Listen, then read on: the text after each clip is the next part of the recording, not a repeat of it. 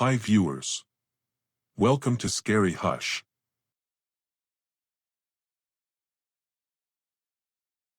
Have you ever heard a song carried on the wind that chilled you to the bone, a melody not meant for the living? Tonight, we venture into a tale whispered by sailors and feared by those who live near the restless sea. A story of a song that drifts across stormy nights, a tune of sorrow that does not belong to the living. This is the lullaby of the Phantom Lighthouse Keeper, and once you hear it, it may never leave you. They say on storm-swept nights, when the waves slam against jagged cliffs and the fog rolls in thick as smoke, a faint lullaby floats across the water. It comes from the old Ashwick Lighthouse, abandoned for nearly a century. Its keeper, long gone, was said to have perished in loneliness, but his song still lingers. A warning, or a curse. Close your eyes, if you dare. Listen carefully. Because once the melody finds you, it will follow you, no matter how far you run.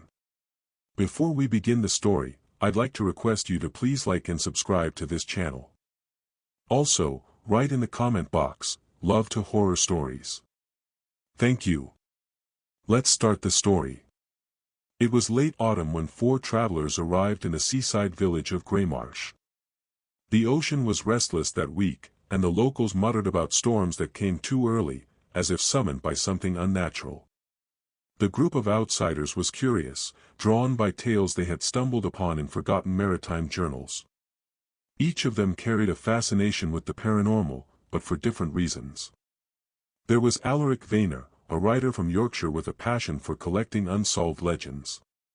His notebooks were filled with cryptic accounts of strange happenings at sea. Beside him traveled Marielle Crane, an American folklorist whose sharp mind and calm voice often unsettled people more than the stories she told. Then there was Ephraim Darren, a reclusive photographer from Maine, known for capturing eerie landscapes that seemed alive. He rarely spoke, but his silence often felt heavier than words. Finally, Silas Halloway, a Scottish historian who claimed to trace his ancestry back to sailors who once manned the Ashwick Lighthouse. He carried with him an old silver locket, its face etched with the shape of a lantern. The four had never been to Greymarsh before, but they all knew its reputation. The villagers lived with their backs to the sea, shutters closed at night, prayers whispered as winds howled. The ocean was their lifeblood, but also their greatest fear. On their first evening, they entered the village inn, a place thick with the smell of salt, wood smoke, and old ale. Conversations hushed the moment they walked in. The locals eyed them with suspicion, outsiders rarely came here. When Alaric asked about the lighthouse, the innkeeper, a grizzled man with sea-weathered skin, slammed his tankard down. "You'd best keep your questions to yourselves," he growled. "The Ashwick Light ain't for the curious. It's cursed ground. Folks who go there don't come back the same." Marielle leaned forward. "We only want to know the truth." The man's eyes narrowed. "The truth? The truth is a song that'll rot your bones. A lullaby no living man should ever hear." At this, an old woman in the corner began humming, a low, wavering melody. The room went silent. Her voice cracked with age, but the tune carried an unsettling weight. "That's it," the innkeeper snapped, slamming the table. "Stop that, Bess." But the travelers had already leaned closer, transfixed. The lullaby was soft, fragile, yet every note clung to the air like sea mist. Ephraim, the photographer, lowered his camera, staring at the woman with wide eyes. Because for a moment, just a fleeting heartbeat, it sounded as though another voice was joining her. A voice that did not belong in the room. That night, in the inn's upstairs room, the four gathered around a flickering lamp. The storm outside rattled the windows, waves crashing faintly in the distance. "We have to go," Silas whispered, clutching his locket.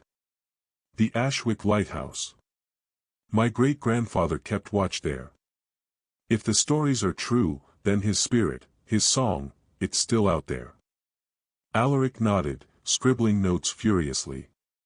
"If we record the lullaby, capture it in writing, we'll have proof. Proof of something beyond death." Mariel's calm voice cut through the room.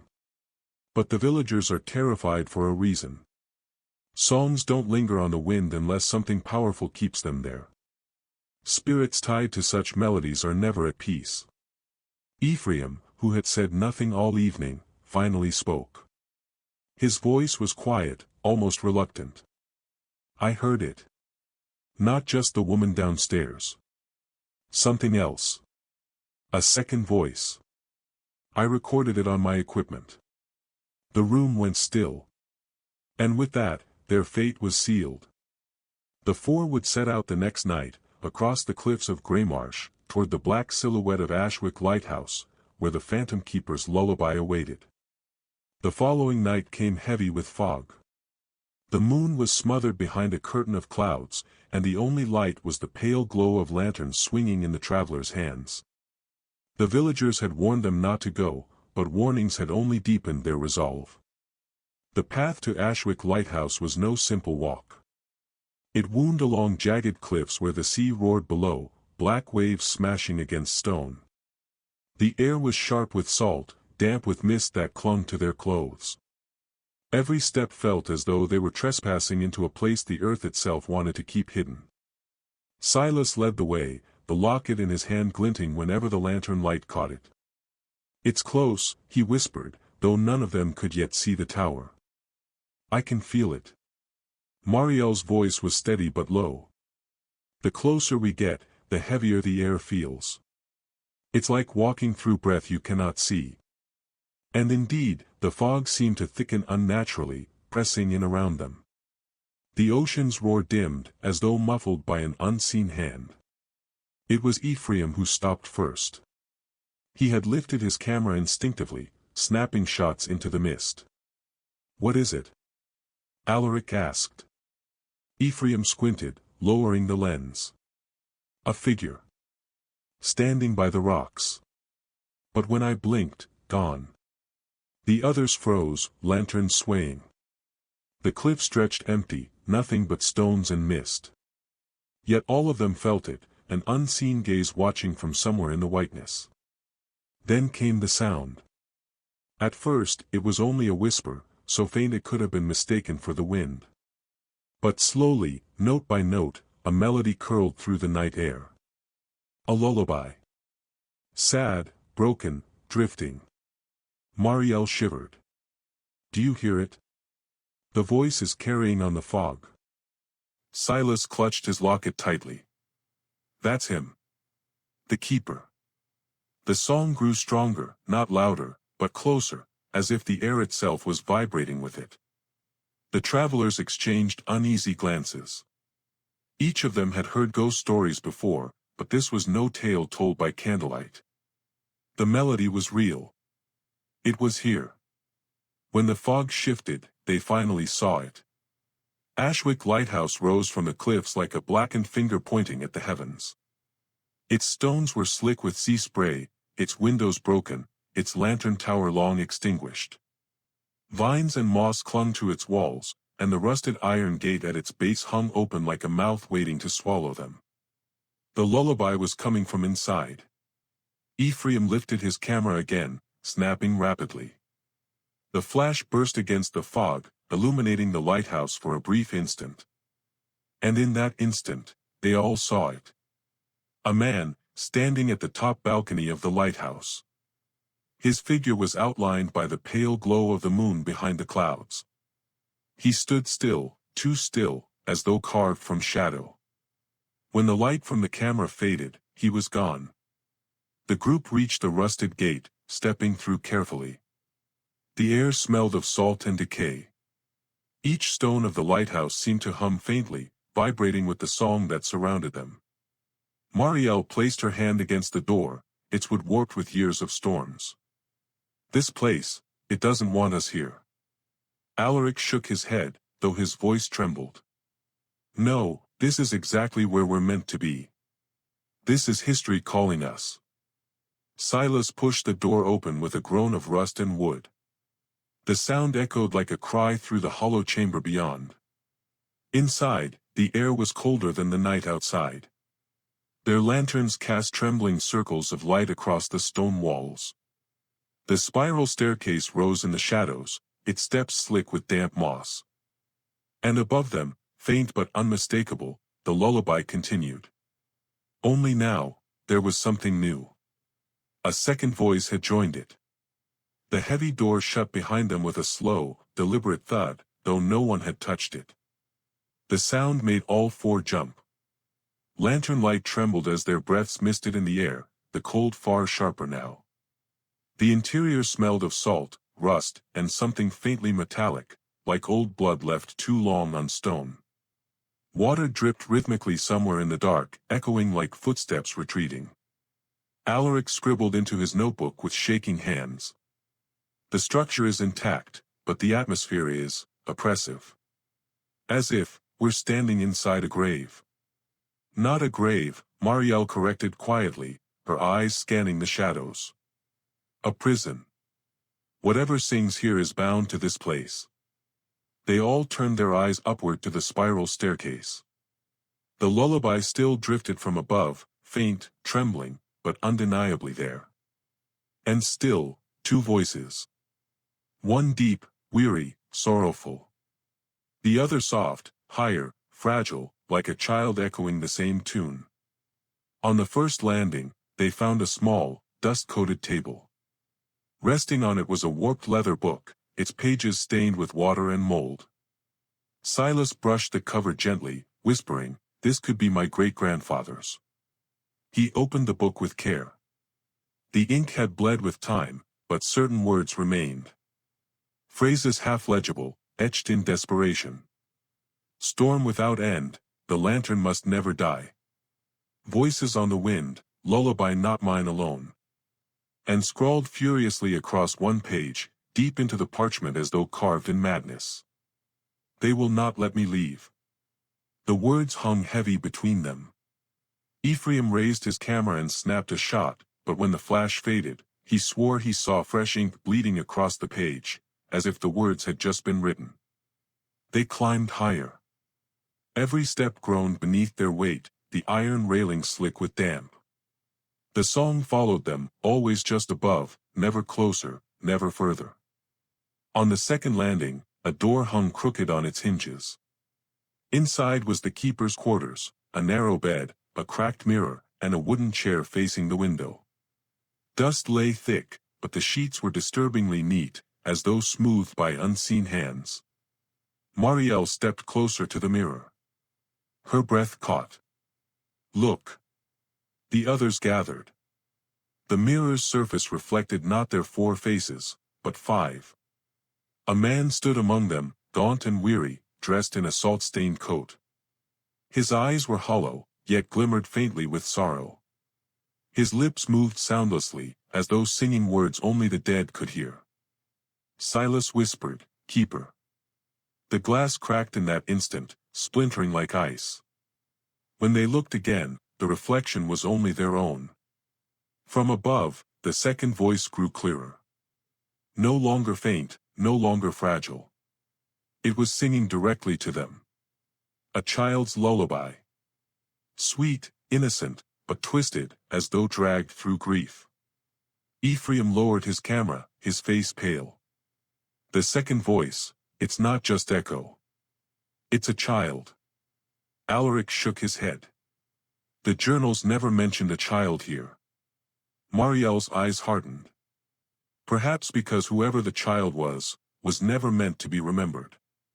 As if in answer, the temperature dropped sharply. Frost curled across the iron railing. Their lantern flames sputtered, nearly extinguished. And from the stairwell above, footsteps began to descend. Slow. Heavy. Each step deliberate, echoing like a drumbeat inside their skulls. The lullaby stopped. Silence. Until the footsteps halted just out of sight, around the spiral's curve. And then, in the dark, a voice rasped, low, mournful, impossibly close. "Why have you come?" The voice lingered in the stairwell, thick with sorrow, but edged with something sharper, resentment. None of them moved. Their lanterns cast shaking circles of light, but the figure above stayed hidden in the bend of the stairs. Silas swallowed hard, his hand trembling around the silver locket. We came for answers. To understand your song. The silence that followed was unbearable. Then, slowly, a figure descended into view. The Phantom Keeper. His form was tall but wasted, as though storms had hollowed him out. His coat hung heavy with salt and shadow, his beard unkempt, eyes hollow yet burning with a pale glow. Water dripped from him as though he had just risen from the sea, though no tide had touched the stairs. The air thickened with his presence. Their lantern flames bent toward him, drawn by a pull stronger than wind. And then, softly, he sang. The lullaby. But his was not the only voice. From higher up the tower, a second figure emerged. Small. Fragile. A child no older than 7, her dress soaked and clinging, hair hanging in dripping strands. She stood barefoot on the stone steps, her eyes pale and unfocused as if she were staring through them rather than at them. Her voice carried the same lullaby, but hers was broken, jagged, like a memory corrupted by pain. Marielle's breath caught. A daughter. The keeper's gaze shifted to her, and though his mouth did not move, his voice rang in all their minds. Not mine, hers. He raised a trembling hand toward the girl, but she did not respond. She only sang, her small face twisted in anguish. Ephraim's camera clicked. The flash lit the stairwell, and in that burst of light, the truth appeared. The child's face was bloated, skin waterlogged, lips blue. Seaweed clung to her hair. Her voice carried the weight of drowning. When the flash faded, she looked normal again, just a pale, lost child singing in the shadows. The Phantom Keeper turned back to the travelers, his hollow eyes blazing. His voice was a storm breaking against stone. They gave her to the sea. The words echoed through the tower, shaking dust from the rafters. Silas staggered back, clutching his locket. What do you mean? Who gave her? The keeper's voice cut him off, thunderous. The village.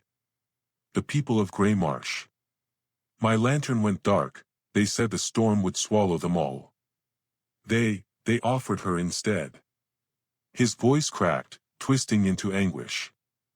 The child's song rose louder, filling every corner of the lighthouse. I kept the light. I sang her to sleep. And still, the waves took her. The walls groaned. The staircase shuddered beneath their feet. Lantern flames guttered as icy wind rushed upward from below, as though the sea itself had invaded the tower. Alaric's pen slipped from his grasp, clattering against the stone. His face had gone pale. They sacrificed her. To save themselves. Marielle whispered, and now he cannot leave her. The keeper stepped closer, his form half shadow, half flesh, his presence pressing against their chests like a weight. His voice lowered, almost pleading. Leave this place. Do not take her song with you. She belongs to the sea now. If you carry her voice beyond these walls, you will never be free of it. Ephraim's hand tightened on his camera. His lips moved as though to protest, but he froze, his camera strap was wet. Dripping. Cold water pooled at his feet though no pipe had burst, no rain had fallen. The child's lullaby rose to a crescendo, her voice filling their ears until it was unbearable. Each note scraped against bone, pressing tears into their eyes against their will. And then the lanterns blew out. Darkness. Only the song remained. The lighthouse plunged into pitch black. The song of the child wove through the air like threads of ice, clinging to their skin, pressing into their skulls. Each note carried salt and sorrow, filling the room as though the sea itself were flooding the tower. Silas fumbled with his locket, whispering prayers too fast to understand. Marielle's calm voice had sharpened into fear. We have to end this. She isn't just a ghost, she's bound here, bound by his grief. Alaric's notebook lay forgotten on the floor.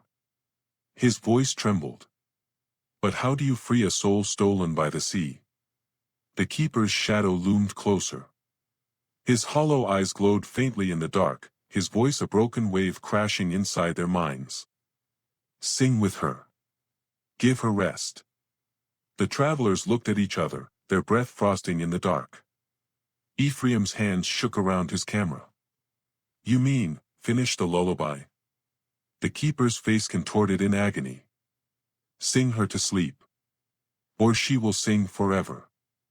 The child's voice rose, shrill, desperate. The walls groaned, dust rained from the rafters, the spiral stairs trembled as if ready to collapse. Marielle, steadying her fear, began softly humming along. Her voice cracked at first, but then grew stronger, weaving into the girl's broken melody. Silas, through tears, joined her. Alaric followed, his words shaking. Even Ephraim lowered his camera and added his trembling hum. For a moment, the tower shook as if resisting. But then, the child's voice softened. It steadied. Her song became clear, gentle, no longer twisted by pain. And finally, it faded. The silence that followed was heavy, suffocating, yet peaceful. When they opened their eyes, the girl was gone. The Phantom Keeper stood before them, his form dissolving like mist caught in the sun. His hollow eyes were filled with something they had not seen before, relief. He placed his hand against Silas's shoulder, the touch cold but strangely tender.